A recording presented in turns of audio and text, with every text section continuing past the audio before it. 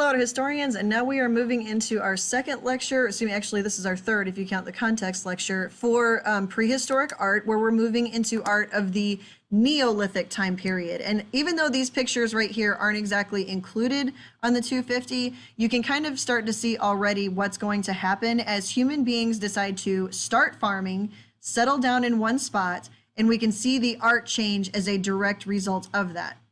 So let's talk context first. What is happening here? So around 10,000 BCE, which is a big marker for you, because if you know a work of art is created after this time, so moving smaller numbers like 7,000, 4,000, because we work backwards with BCE, then that's kind of a big clue to you that is probably after we've started farming.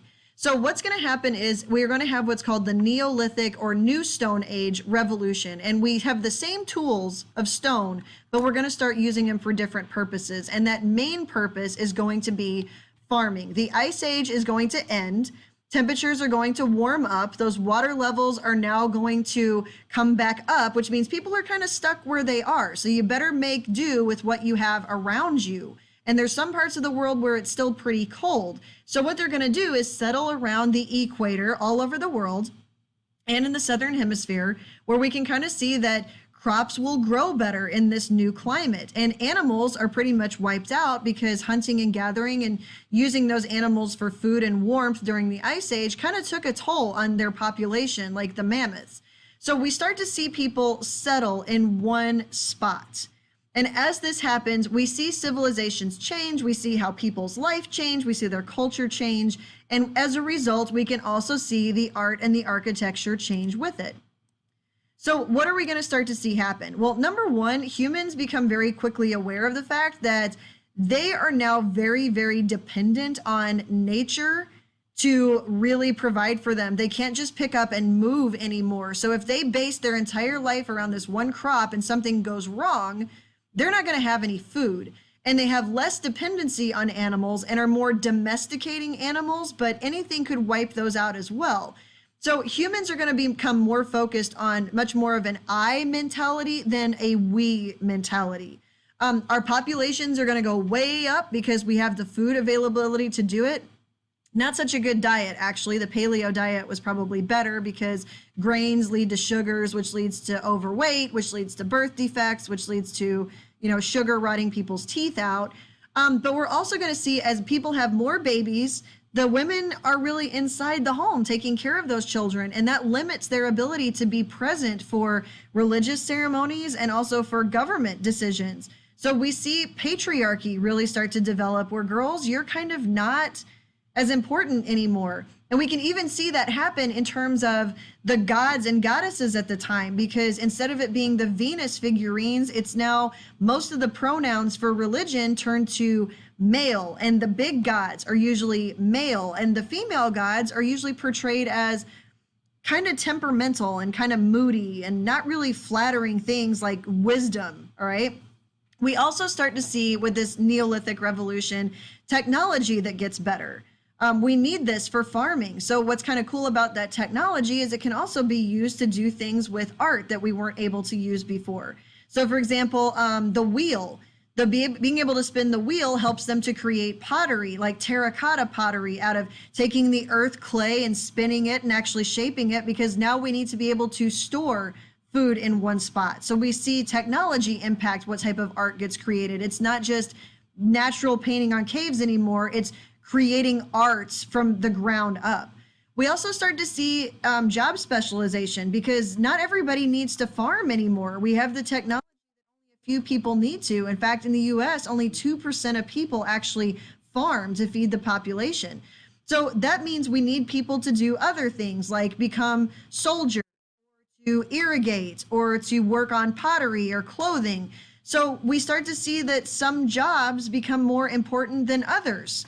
So for example, priests who talk to the gods, and the government leaders, and especially the soldiers, those become much more honored social classes because they're the ones needed to help protect the food. We also start to see complex religions. And what I mean by that is, before we were very animistic, which means everything has a spirit, everything in nature is meant to be respected and cared for. Now it's no, we need to control, like humans are out of control. And by that, I mean, we don't control our own fate anymore. We can't just move somewhere else to find food. We're dependent on the sun and the water and making sure all these things are in, place for us to farm. So we start making sure we have certain gods that we can pray to and sacrifice to. And the number one god pretty much across the board in farming communities is the sun god, because sun depends on if there's water. Too much sun dries up the water. So that sun, water, and war gods become very big deals. So we can already see right here, this is a Neolithic sculpture and it's very stylized. All right. So obviously it's realistic. It's a person, but it's not naturalistic. It's not how a human naturally looks. It's got stylized features that are deliberately not realistic, but you can see that this is a human being with detailed human features, which means that animals aren't so much the natural ones anymore. It's humans taking, control of their own fate and farming their own food. So these works of art right here, you can see all of them show this history happening as we move to farming, because it's not animals anymore. It's humans that are the subject, that humans are the important ones because they're farming, they're talking to the gods. They're the ones who are doing things in human culture. They're the ones who are leaders. So you can see here, this anthropomorphic stela, that is a stylized rock that obviously is not realistic human features, but that's a warrior. You can tell by the sash that he's got and a sword.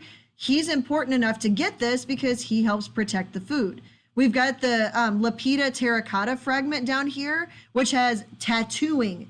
So it's called incising, where you take like a tool and you like puncture into it. So it's almost like a tattoo where it's actually a needle piercing your skin. And it kind of connects to the fact that these are humans, but in these Pacific cultures like Maori and Tonga and New Zealand, tattooing is a big sign of superiority and status. The more tattoos you have, like in Moana, the more important you are, because the chief and his mother, they have face tattoos, they have tattoos on their back.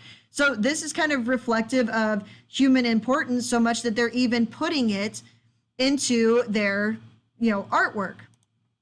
So Stonehenge is an incredible example of how we have now switched to this Neolithic farming lifestyle. Number one, you never would have built something like this when you were Paleolithic, or at least we used to think so, because you wouldn't be in one spot. You wouldn't settle down long enough to build this. And this was built over thousands of years. It wasn't just built in a short period of time.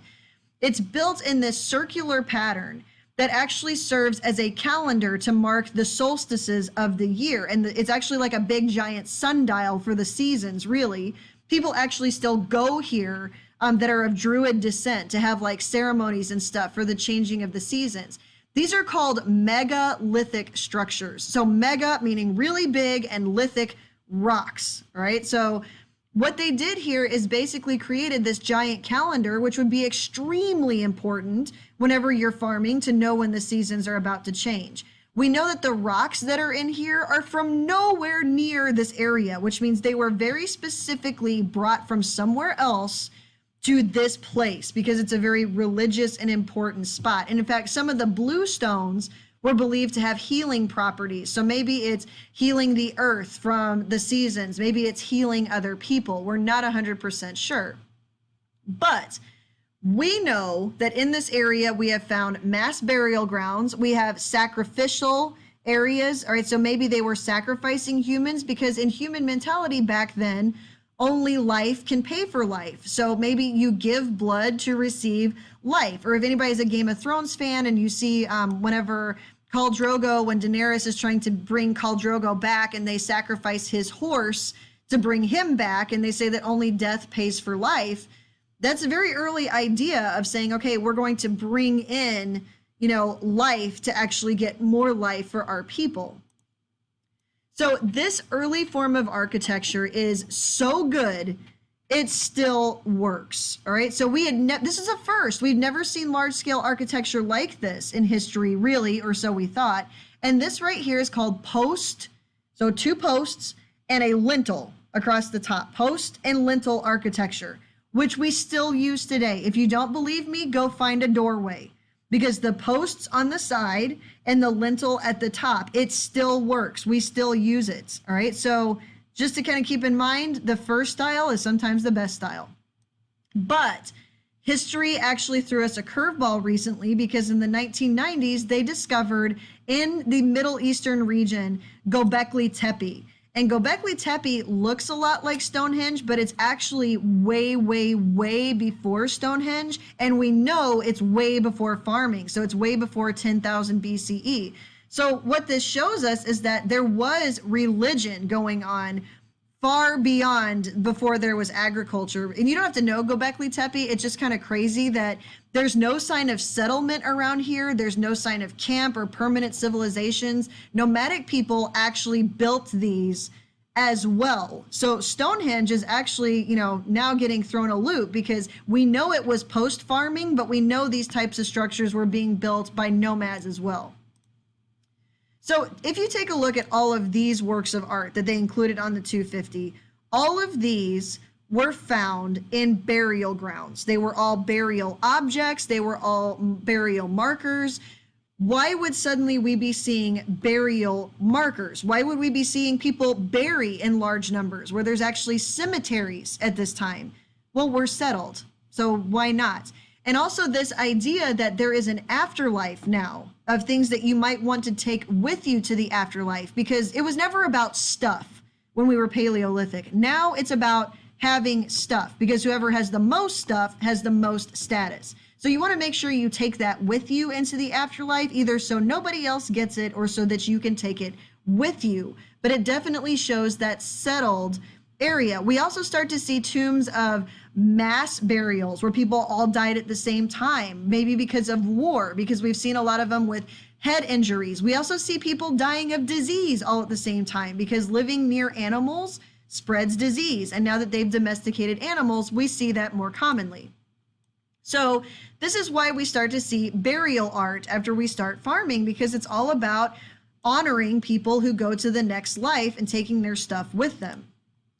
So for example, let's take the Latico female figurines from Mesoamerica. All right, these were actually called pretty ladies by archaeologists and anthropologists, but here's what we know about them. A lot of people, and this is a curveball, would look at these and go, okay, it's stylized, it has to do with a woman, and it's not naturalistic. So therefore, it's probably Paleolithic, but it's not, because in this society, there were thousands of these that span over a great deal of time. But what's crazy about it is no two look exactly the same. There was no mold created to make these in mass production. They were all hand produced, and they were all made with exquisite detail, especially the hair and the faces, which means that somebody had this job. This was a specialized job of a craft to make this art for burial purposes. Now, we do know that in the Americas, there seems to be this idea of duality. So dual means two. So could that be life and death, male, female, kind of like a yin yang idea like we see in Asia. So not a really rare idea. Everything kind of comes in pairs, life, death, night, day. So if during this time, our diet is becoming much more limited because we're not eating as much protein and we're eating much more carbs, we start to see more birth defects.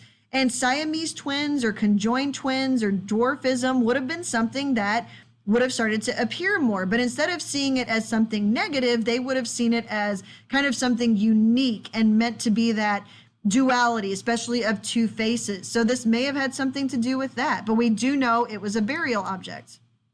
So what this shows us with these Latico female figurines is that this is early ceramics. So making art out of like pottery, basically, no molds to these. Like they were made for a very specific purpose. They're unique, they're individualized, they have great detail, especially since they're so small. They're not very big. So what's kind of crazy though, is it still is kind of a focus on females. Females would usually have two faces because maybe they could see into the next world, where men usually only had one. Now in China, we have what's called the Jade Kong, all right? What is the Jade Kong for? We don't actually know because there's no real writing on it. But here's what we do know, all right? The Jade Kongs were found inside tombs. And they have circular elements and square elements. So almost like the circle fits inside the square. And what this could be is that, again, dual idea. So remember, you've seen yin and yang, which you know is an Asian philosophy of balance. So maybe the circle and the square balance each other. It's this world and the next world. So kind of building on that idea. What we know about jade is that it's very available in Asian cultures, and jade is an extremely hard material to work with. Now, it is a very pretty green, but it's not like emeralds or diamonds where they're pretty because they're emeralds or diamonds. These are special because jade to work with or shape takes a great deal of time and work, which means whoever bought it paid a lot for it, and whoever made it had a specific job to make it. So we have social classes and job specialization. They're not very big. This is what they look like. You can see the circle and you can see the square shape to them. And they do have faces carved into them, which could be something to do with the fact that the Chinese believe in ancestor worship. So maybe it's this idea of the ancestors helping to guide somebody into the next life or communicate with spirits for them. But again, it's that human focus of these faces being carved into these Kongs. Jade actually cannot be like cut with a knife. It has to be drilled into, which takes a lot of time, or it has to be sanded to shape it, which also takes a lot of time. So the longer it takes to make something means you can't make as many of them, which means they're worth more, which means they're expensive. So whoever would have had these had the ability to purchase them, and whoever is making them, that is their job, is to make these. So the jade here is very important. So you can see here again, we've got this social status now of people who are important, but your status, to just look at somebody, you can't tell their status. It depends on what their clothes are, what they're driving, what they're wearing. That's how you know somebody's status. So it becomes all about stuff. And the Jade Kong is a great example of something that is stuff for a social class. And you take it with you because it's a very precious material with religious significance. We're also, as we've talked about, going to see artwork become what's called anthropomorphic. So anthro is like people, humans. So the study of humans is anthropology, and morphic means to change. All right. So what we're seeing here is they would take objects and morph them into human form. And obviously this is stylized because that's not how humans naturally look. But we start to see this movement away from animals instead. We see it more focused on humans, like the anthropomorphic stela, where you basically take a rock and you make it look like a human. Instead of doing a statue of a human, we're not quite there yet. You take objects and make them appear like humans. And in this part of the world, if you guys can see here in the map, that's Mesopotamia. And Mesopotamia has no natural borders, which means they're constantly up for attack, especially since it's such a fertile area. So it would make sense that a soldier in this area would receive a burial marker because this area was always fighting. So animals, they are still going to be around, but it's really going to change a lot. So like, for example, on this is a bushel. So like it's meant to hold crops. It's actually pottery, which may have meant that they put crops into it because it was a burial object. So maybe it was a sacrifice for the person that it was being buried so they could take food with them to the afterlife. But you can see here that on here is an ibex. So you've got the big long horns around.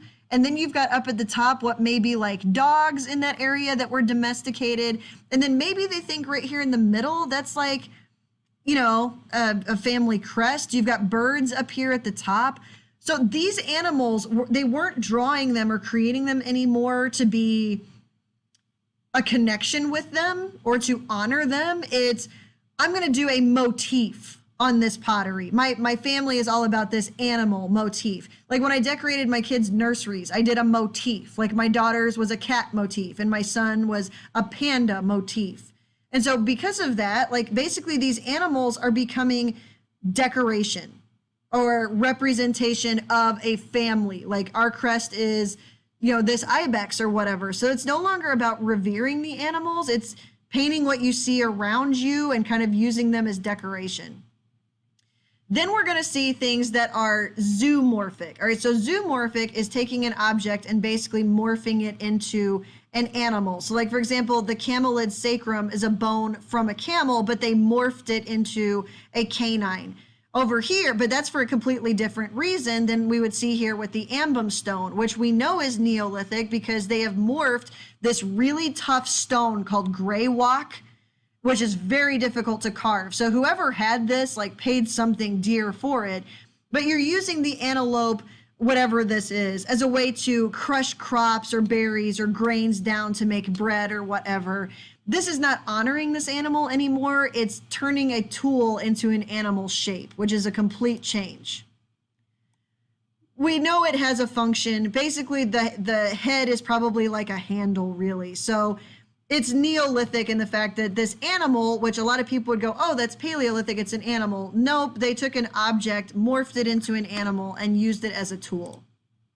So this is just kind of a summary of everything that we have talked about for the Neolithic art, and I will stop there for you guys to be finished with the lectures for this unit.